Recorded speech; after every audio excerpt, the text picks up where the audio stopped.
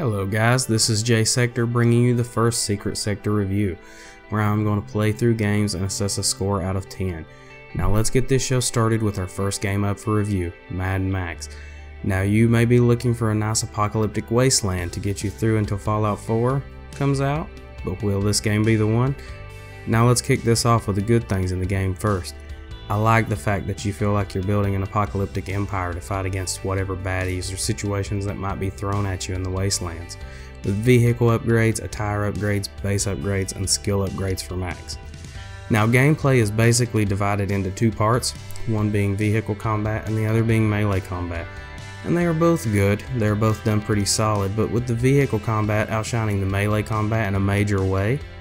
If you don't like the Batman or the Assassin's Creed style of combat, then this may not be the game for you. Enemies attack you one by one, and it is your job to counter an attack, so you constantly have to balance your offense and your defense. But the most fun you're going to have in this game isn't with melee combat. It's with the vehicle combat. It is so fun to harpoon, ram, and slam other cars and even towers into an oblivion and just pick up the scrap that's left behind. That's about where the good times end for this game though. Story is almost non-existent and it spends little to no time on it, and the side quests do very little to help flesh it out. If you're looking for a good Mad Max story, you'll have to check out Fury Road, as this game just builds off the groundwork that the movie laid out, and it doesn't even do that well. You have a mutant that is in love with your car, and a love story between you and Hope that feels forced and rushed, and that's about it.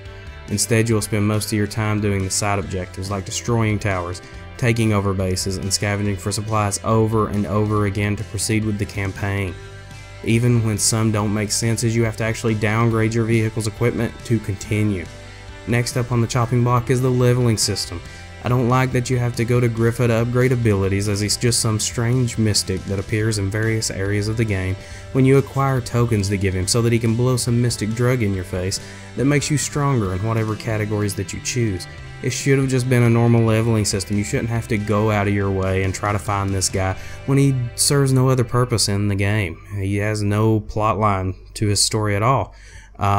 There is little to no exploration. Everything in this game is marked. Even a wrecked boat that only has one scrap heap will be marked on your map. Now compare that to what The Witcher 3 was able to do with its open world, and it makes you wonder why they want you to spend so much time grinding it out and doing the same activities over and over. Some interesting notes that don't make sense unless it's a game. Cars hitting you do less damage than a bandit that's punching you. Gas is everywhere, and Max can carry tons of metal, enough to make cars and parts, but there's no explanation to where he puts it, which is a question you may not want answered. Add in the numerous glitches like quests not being tracked properly, bandits with Molotovs that can see you underground from a post a mile away, very bad stuttering frame rates, a constant NPC pop-in situation, and you have a game that feels like it got caught in the middle of trying to be a survival RPG like Fallout and a brawler like Batman. My final rating is a 6 out of 10. It's a decent game, and during the recent summer drought, it isn't a bad one to waste some time with. At first the gameplay is good and driving is fun, but after a few hours of visiting the same locales and doing the same things, it gets very tedious and boring. This game isn't changing anything in any way, or even improving on the other games that are already out there that do the same thing. But if you're looking for a game to drop a few hours in and maybe not finish, this would be the one for you. This is Sekret signing off, and don't forget to hit the subscribe button and tune in for the next Sekret Sektor review.